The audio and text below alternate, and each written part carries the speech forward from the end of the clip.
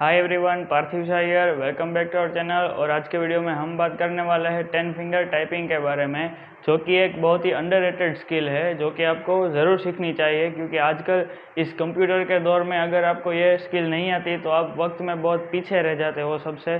क्योंकि जिस बंदे को ये स्किल आती है वो तो बिना एक भी बार कीबोर्ड में देखे हुए स्क्रीन पर सब कुछ टाइप कर सकता है। तो इसका मतलब ये होता है कि आप अपनी जो सारी की सारी फिंगर होती है उस सारी की सारी फिंगर को काम पर लगाते हो और खुद की आंखों को रखते हो स्क्रीन पर। तो आपको होता क्या है कि कीबोर्ड में नीचे देखना नहीं पड़ता, बस ऐसे ही आप टाइपिंग किए जा रहे हो और एक बार भी नीचे देखने की ज़रूरत नहीं पड़ती है। मान लो आप कॉलेज में हो और स्पेशली कंप्यूटर फील्ड में हो या फिर इंजीनियरिंग फील्ड में हो, तो आपको पीसी या लैपटॉप के सामने तो पूरा दिन भी बैठना पड़ सकता है। तो क्या आप बार बार नीचे देखकर टाइपिंग कर रहे हो या फिर आपको कीज़ याद नहीं रहती? तो इस वीडियो में मैं आपको वो सारी ट्रिक्स बताऊंगा जिससे आप अपनी जो सभी की सभी फिंगर्स है उनको काम पर लगा सकते हो। और आप देख रहे होगे स्क्रीन पर, आपको एक बार भी नीचे देखना नहीं पड़ सकता। और इस स्किल को सीखने के लिए आपको 1 महीना तो लग ही जाएगा। स्पेशली मुझे 20 डेज लगे थे, तो शायद मैं आपको कह रहा हूँ कि एवरेज 25 डेज जितना टाइम तो इसमें लग ही जाता है। और ये स्किल सीखना बहुत ज़रूरी है। एक बार अपना 25 डेज का शेड्यूल बना लो, पर ये स्किल ज़रूर सीख लेना, वो आपको आगे जाके बहुत ही काम आने वाली है। मान लो आप अपनी कॉलेज में हो और आपको और आपके दोस्त को आपके प्रोफेसर ने कोई प्रोग्रामिंग दी है, प्रोग्रामिंग लॉजिक दिया है, तो शायद आप उससे ज़्यादा इंटेलिजेंट होगे और मान लो 5 सेकंड में आपको लॉजिक क्लिक कर गया कि हाँ ये क्वेश्चन ऐसे हो सकता है, तो आप क्वेश्चन करने तो लग जाओगे। पर अगर अगले बंदे को थोड़ा लेट भी आता है लॉजिक, पर उसको अगर ये स्किल आती है तो फटाफट से अपना लॉजिक लिख देगा प्रोग्रामिंग लैंग्वेज में और दे देगा प्रोफेसर को। तो आपको अगर सही भी आता है फिर भी आप पीछे रह जाओगे। तो ऐसा कुछ भी आपके साथ ना हो, इसके लिए आज का वीडियो पूरा देखिए और ये स्किल सीख के जाइए। आपको शायद 20 या 25 डेज और मैक्सिमम 30 डेज लग जाएंगे, पर उसके बाद आप मुझे याद करोगे कि यार क्या स्किल है, मज़ा आ गया। तो बिना किसी देरी की आज का वीडियो शुरू करते हैं। और यार अगर आप ये वीडियो देख रहे हो तो इस वीडियो को शेयर ज़रूर करना अपने दोस्तों के साथ, ताकि उनको भी मदद मिल सके और थोड़े से हमारे चैनल के व्यूज़ भी बढ़ जाए। और इस चैनल को सब्सक्राइब करना मत भूलना यार, हम ऐसे ही सेल्फ इम्प्रूवमेंट पर वीडियो आगे भी लाते रहेंगे, तो चैनल के साथ ज़रूर बने रहिएगा। शुरू करते हैं।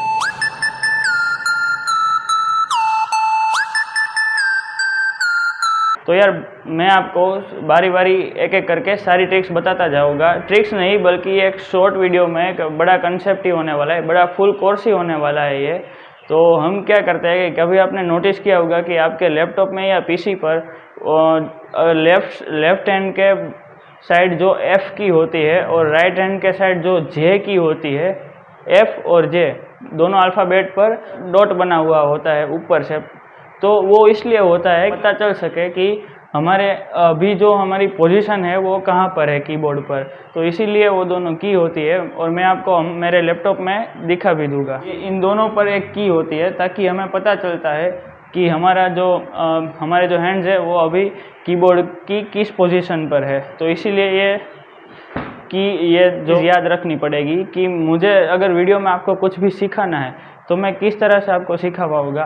हमें सारी उंगलियों को एक नंबर या फिर कोई नाम तो देना पड़ेगा जिससे मैं उसको वीडियो में बोल सकूं और आप समझ पाओ कि हाँ मैं इस उंगली की बात कर रहा हूँ। लेफ्ट हैंड से शुरू करेंगे तो आपको इसे 1 2 3 4 5 लेफ्ट हैंड है, फिर राइट हैंड पर 6 7 8 9 और 10 इस तरह से आपको नाम याद रख लेना है। और उसके बाद अगर वीडियो में मैं कभी भी आपको ये बताना चाहूँ कि यार 7th वाली फिंगर को इस डायरेक्शन में मूव कराना है, तो वो मैं आपको आसानी से कह सकूँगा। तो अब यार शुरू करते हैं हमारा वीडियो। और आप देख सकते हैं कि यहाँ पर जो F की है, F की के ऊपर वो थोड़ा सा जो भाग है वो अलग से दिया हुआ है। मतलब आपको यहाँ पर एहसास हो जाएगा, आप फील कर सकते हैं कि यहाँ पर हमारी फिंगर F पर है, F की पर है और ये मेरा लेफ्ट हैंड है। और राइट हैंड के पर भी आप देख सकते हैं राइट हैंड पर कि जो J है वहाँ पर थोड़ा भाग वैसा है। तो वहाँ पर होता है जे की। तो यहाँ से हमें पता चल सकता है कि हमारे जो हैंड्स की पोजीशन है कीबोर्ड पर वो एफ एंड जे पर है। तो बस अब आप अपनी स्क्रीन पर देखते जाइए। और मैंने जो आपको कहा था कि ये नंबर दे देते हैं, तो ये है फिंगर नंबर 1, 2, 3, 4, 5 एंड 6, 7, 8, 9 और 10। तो इसी नाम से मैं इनको पुकारूंगा। और कभी भी अगर आपको वीडियो में बीच में बोलने की ज़रूरत पड़ी मुझे कि इस फिंगर को ऐसे मूव करे, तो मैं इसी नाम से बुलाऊंगा। तो यहाँ पर जो मेरी फिंगर है, दोनों फर्स्ट फिंगर जो होती है वो हम यहाँ पर रख देंगे। और फिर उसके अकॉर्डिंग सारी फिंगर सीक्वेंस में यहाँ पर रखी जाएगी। यानी कि लेफ्ट हैंड की जो फर्स्ट फिंगर होती है, यानी हमारी थर्ड फोर्थ फिंगर, वो यहाँ पर होगी। उसके बाद डी पर मिडिल फिंगर आएगी, उसके बाद एस पर इस वाली फिंगर आएगी, और ए पर ये वाली। और फिर जी और एच को छोड़कर जे, के, एल और यहाँ पर जो होता है वो वहाँ पर सीक्वेंस में फिंगर आ जाएगी। और आपको ध्यान ये रखना है कि अंगूठो जो તમારો આવે બે અંગૂઠા બે પછી આ ભાગ આવે તો હવે ન કહું આ દે કાંઈ કરવાનું Porque terang jualan indeks kewat. 29 Pinky. हाँ इंडेक्स आने टॉयलेट पी बस और स्टार्ट करो। तो जैसे कि आपने देखा कि हमारी जो इंडेक्स फिंगर होती है वो एफ एंड जे पर स्टार्टिंग में रहेगी, और अकॉर्डिंग बाकी की सारी फिंगर्स ऐसे सेट हो जाएगी। तो ये जो पोजीशन है वो आप देख सकते हो इस तरह से आ जाएगी। और उसके बाद सबसे पहले फर्स्ट 4 to 5 डेज आपको ये प्रैक्टिस करनी है कि ये जो फर्स्ट रो है, फर्स्ट रो यानी कि मैं बोल देता हूँ जो A, S, B, F, G, H, J, K, L और ये जो है कि उसे हम फर्स्ट रो कहते हैं। तो उसको आप उसकी प्रैक्टिस करनी है आपको। और सिर्फ उसी के जो कीज है उसी के अल्फ़ाबेट आपको ट्राई करना है 4 to 5 डेज। और उसके बाद आपकी फिंगर को आपको आर पे और इस तरह से लेके जानी है। तो मैं बारी बारी आपको कह देता हूँ कि कौन सी फिंगर कैसे मूव करेगी। और ये जो पहले एक बात सीख लेते हैं कि ये जो हमारे दोनों थंब होते हैं उसका क्या काम है।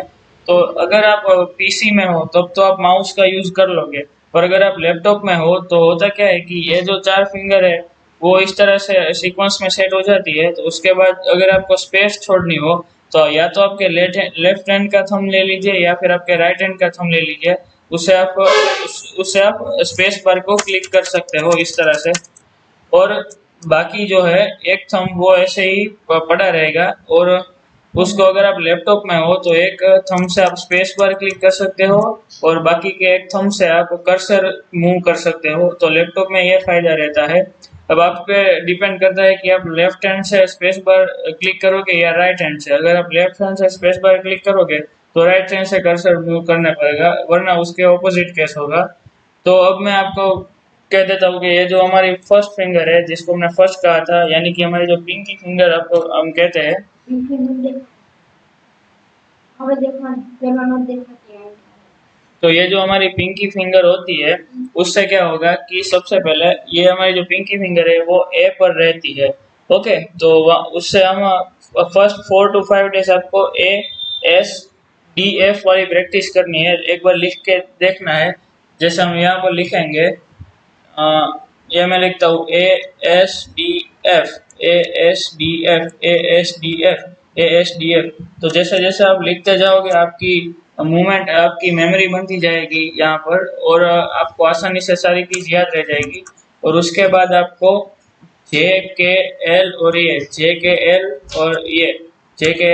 ये सब आपको ट्राई करना है। और उसके बाद एक बार वो प्रैक्टिस हो जाए तो मैं आपको बता दूँ जो F और J है उससे आप बाकी के कौन कौन सी कीज टाइप करोगे।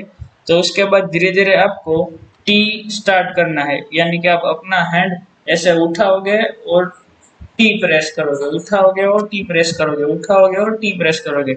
ऐसे ही राइट हैंड पर आप अपना हैंड उठाओगे, और मतलब ये सारी फिंगर ऐसे ही रहनी चाहिए टच में। और जे से फर्स्ट फिंगर उठकर वाई पर जाएगी, जे से उठकर वाई पर जाएगी, जे से उठकर वाई पर जाएगी। ओके, तो इस तरह से आप टी और वाई क्लिक कर सकोगे। और उसी तरह से आप ये फर्स्ट लेफ्ट हैंड की फर्स्ट फिंगर जो कि इंडेक्स फिंगर है वो उठकर जी पर जाएगी, और इसी तरह से जे से वो फिंगर उठकर एच पर जाएगी, और इसी तरह से एच को भी आप टाइप कर सकोगे। इस फिंगर को, बाकी की 3 फिंगर को यहाँ पर टच में रखकर आपको जे से उठाकर एच पर ले जाना है। और इसी तरह से अब बात एफ और जे की बात हो गई, अब बात करते हैं डी और के की बात। तो जो है बाकी की सभी फिंगर इसी पोजीशन, उनकी पोजीशन में रहनी चाहिए, और डी वाली फिंगर से आप मतलब दोनों मिडिल फिंगर से आप डी और के को टच कर सकते हो, और अगर आगे जाके आप डी वाली फिंगर से ई प्रेस कर सकते हो, यानी ये हो गया डी, ये हो गया ई। और इसी तरह से यहाँ पर आप के प्रिंट कर सकते हो, के टच कर सकते हो, और के से आई टच कर सकते हो। तो इसी तरह से ये होगा डी ई, ये हो गया के आई, ये हो गया डी ई, ये हो गया के आई। तो इसी तरह से आप ये प्रिंट कर सकते हो। और अब बात करते हैं एस और एल की। एस और ए पर ये जो हमारी फिंगर्स होती है, ये दोनों रिंग, तो ये जो हमारी रिंग फिंगर होती है जिसे हमने नंबर दिया है 2 और इस तरह से 9, मतलब 2 सेकंड पोजीशन वाली फिंगर और 9th पोजीशन वाली फिंगर, तो इससे आप मतलब एस और एल टाइप कर सकते हो। और बाकी उसका काम ये है कि ये यहाँ से उठकर डब्ल्यू पे जाती है, तो डब्ल्यू टाइप कर सकते हो, और ये जो राइट हैंड है उस वहाँ से उठकर ओ पे जाती है, तो ओ टाइप कर सकते हो, मतलब आप